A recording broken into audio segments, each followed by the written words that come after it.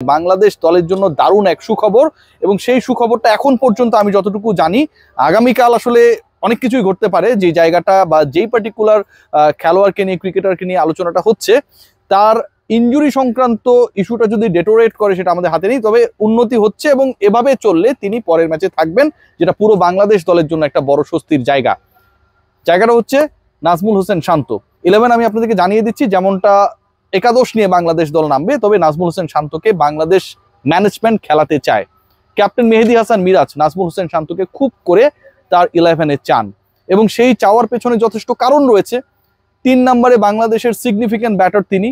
শ্রীলঙ্কার এগেনস্টে যদি পারফরমেন্স বিবেচনা করি, নাজমুল হোসেন শান্ত সেখানটায় অনেকটা এগিয়ে, ব্যাক টু ব্যাক টেস্টে সেঞ্চুরি করেছিলেন, 2 ইনিংসে শতক হাঁকিয়েছিলেন। এবং এর থেকেও গুরুত্বপূর্ণ ব্যাপার যেটা, মাঠে যে লিডারশিপ গ্রুপের একটা রোলের দরকার। আগামীকালের ম্যাচে অনেক ঘটনা ঘটবে ভাই, নিঃসন্দেহে আপনি বিশ্বাস করতে পারেন। যে ধরনের ঘটনাগুলো ঘটে বাংলাদেশ শ্রীলঙ্কা ম্যাচে, নাগিন থেকে শুরু করে টাইম আউট বিতর্ক, অনেক কিছুই ঘটেছে, নিজাস ট্রফি থেকে বিশ্বকাপ।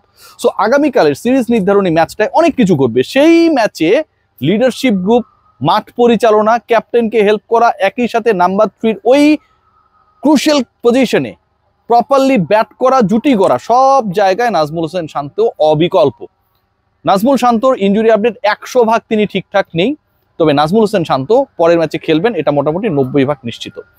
তার অর্থ দাঁড়াচ্ছে বাংলাদেশের টপ 2 যে দুজন ব্যাটার আমরা দেখে এসেছি, তানজিদ হাসান তামিম এবং পারভেজ হোসেন ইমন, তাদের কোনো পরিবর্তনের সুযোগ নেই। এই মুহূর্তে বাংলাদেশের সবচেয়ে বেস্ট ওপেনিং প্লেয়ার এই দুজনই। তারপরে নাজমুল হোসেন শান্ত। নাম্বার 4 এর যে পজিশনটা, সেখানটায় তাহিদ হৃদয়কে দেখতে পাবো। নাম্বার 5-এ আমরা দেখতে পাবো মেহেদী হাসান মিরাজ। 6, 7 আপনারা সবাই জানেন ওই জায়গাটা উলট পালট হবে বিটুইন জাকের আলী অনিক এবং শামীম হোসেন পাটোয়ারি। এরপরে যে 4টে স্পট, সেখানটায় পরিবর্তন রয়েছে। রিশাদ হোসেন খেলবে কিনা এই নিয়ে অনেক আলোচনা রয়েছে, অনেক ডিসকাশন রয়েছে, অনেকেই জানতে চান। রিশাদের চান্স নেই, এ কারণেই নেই যে মেহেদী হাসান মিরাজ তিনি ক্যাপ্টেন, তিনি তো থাকছেনই। স্পিনিং অপশন হিসেবে রিশাদকে ঢুকতে হলে তানভীরের জায়গায় ঢুকতে হবে। সবশেষ ম্যাচে যেভাবে মোড় ঘুরানো, যেভাবে মোমেন্টাম ক্রিয়েট করে বাংলাদেশকে জেতানো পারফরমেন্স করেছেন তানভীর ইসলাম, মাত্র দ্বিতীয় ওয়ানডে ইন্টারন্যাশনাল খেলতে নেমে যেভাবে নিজেকে উজাড় করে দিয়েছেন, এটা ভাই আনবিলিভেবল। বাংলাদেশকে এই সিরিজে তিনি রেখেছেন। বাংলাদেশের র্যাঙ্কিং 10 থেকে 9-এ নেমেছে তার ওই সিগনিফিক্যান্ট পারফরমেন্সের জন্যই। সো তানভীর ইসলাম তার স্পটটাকে ধরে রেখেছেন, এটাকে কোনো ধরনের কি বলবো পরিবর্তনের কোনো সুযোগ নেই। সো মেহেদী হাসান মিরাজের সাথে স্পিনিং পার্টনার হিসেবে, প্রপার স্পিনিং পার্টনার হিসেবে আমরা তানভীরকেই দেখবো। এর বাইরে শামীম হোসেন পাটোয়ারি, নাজমুল শান্ত, তারা যখন প্রয়োজন হবে হয়তো হাত করাবে। সো অপশনসগুলো কিন্তু বেড়ে গেছে। শামীম পাটোয়ারিকে ধরলে আমাদের 6টা অপশন হয়ে যায়। এরপরে যে স্পটগুলো রয়েছে আপনারা সবাই জানেন, মানে তানভীরকে যদি 8 নম্বর অপশন ধরি, 3 জন পেস বোলিং ডিপার্টমেন্টে থাকবেন। এখন প্রশ্ন যেটা, সেটা হচ্ছে তাসকিন ফিরছেন কিনা। তাসকিন ফিরছেন, শেষ মুহূর্তে কোনো ইনজুরি সংক্রান্ত ইস্যুস না হলে তাসকিন ফিরছেন।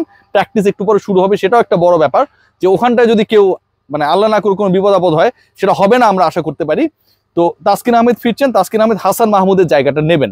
বাকি যে দুজন পেসার রয়েছেন, সেই পেসারদের মধ্যে তানজিম সাকিব থাকবেন। 33 রানের ইনিংসটা এখনো জীবন্ত, এবং তিনি তাহিদ হৃদয়ের সাথে যেভাবে বোঝাপড়াহীনতা একটা সিচুয়েশন তৈরি হয়েছিল, এবং পরবর্তী সময়ে সেটা তিনি প্রায়শ্চিত্ত করেছিলেন তার ক্যামিও দিয়ে, তাকে বাদ দেওয়ার সুযোগ নেই। এবং আর্লি উইকেট টেকার হিসেবে দ্রুত উইকেট নেবার ক্ষেত্রে Tanzim Hasan Sakib could play a very big and vital role.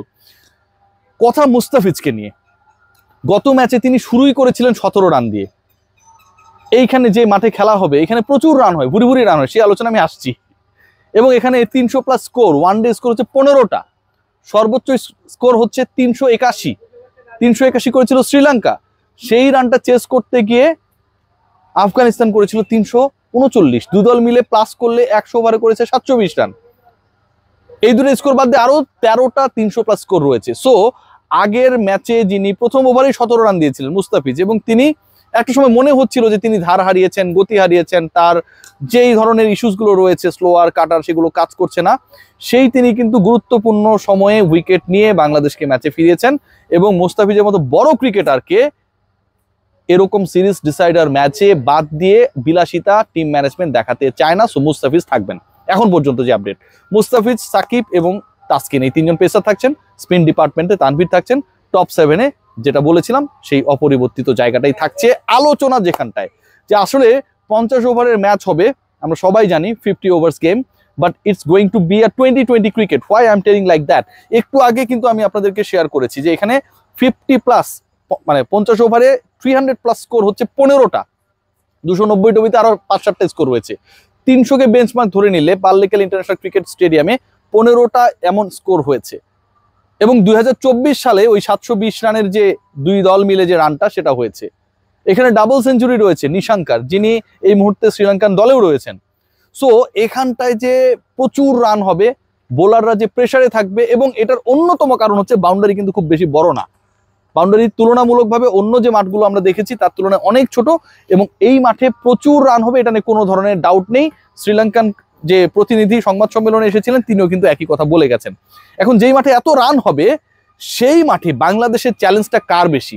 আমি মনে করি ব্যাটসম্যানদের বেশি। যত বেশি রান হোক না কেন এখানটায় বাংলাদেশের বোলাররা ভালো করবেন, এই বিশ্বাসটা আমার রয়েছে। এবং একই সাথে যত সময় গড়াবে, রাত যত হবে, সেকেন্ড ইনিংসে যারা বোলিং ডিপার্টমেন্টে থাকবে তাদের জন্য, তাদের বোলিং লাইন আপের জন্য সবচেয়ে বড় চ্যালেঞ্জ হবে ডিউ ফ্যাক্টর মোকাবেলা করা। সো টস জিতলে, যেই দলই টস জিতবে তারা চেষ্টা করবে আগে ব্যাটিং করে একটা বড় স্কোর করার। শ্রীলঙ্কা এখানে যে 281 করেছিল তারা কার এগেনস্টে করেছিল? আফগানিস্তানের এগেনস্টে করেছিল। ওয়ার্ল্ডের টপ বোলিং অ্যাটাক যদি আমরা বিবেচনা করি, আফগানরা তাদের মধ্যে একটা।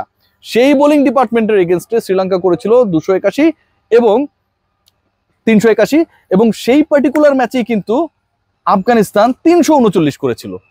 তার মানে এখানটায় কোনো দলই ছোট দল না, কোনো দলই আনডাউটেডলি বড় দল না। এমন উইকেটে খেলা হবে, ব্যাটাররা যদি টিকে থাকতে পারে, আমি খুব বেশি আশাবাদী হতে চাই আমাদের দুজন ওপেনারের একজনের থেকে, অন্তত দুজন হলে তো খুবই ভালো, যে তারা ফাটিয়ে ক্রিকেট খেলবে। আগামীকালের ম্যাচে 340-50-এর মতো একটা যদি পুঁজি আগে ব্যাট করে বাংলাদেশ, স্কোরবোর্ডে রাখাটা নিরাপদ হবে। 300 তো বটেই, 330-40-50 হলে খুব ভালো হয়। আর বাংলাদেশ যদি পরে ব্যাট করে, মানে চেজ করে, সেক্ষেত্রে আমার কাছে যেটা মনে হয় গুরুত্বপূর্ণ হতে পারে, আবারও বলছি, যে প্রতিপক্ষকে অল্প রানের মধ্যে বেঁধে ফেলা। টস জিতলে বাংলাদেশ শুরুতেই ব্যাট করবে বলে মনে হচ্ছে না। আমি একটু আগে বলেছি যে টস জিতলেই ব্যাট করবে, এরকম একটা ঘটনা ঘটতে পারে, স্লিপ অফ টাং। কারণ যেহেতু বোলিংটা হচ্ছে পরে কঠিন হবে, সো বাংলাদেশ বা শ্রীলঙ্কা তারা আগে বোলিংটাই করতে চাইবে। বোলিং যেই দল আগে করবে সেই দল অন্তত ডিউ ফ্যাক্টরের মধ্যে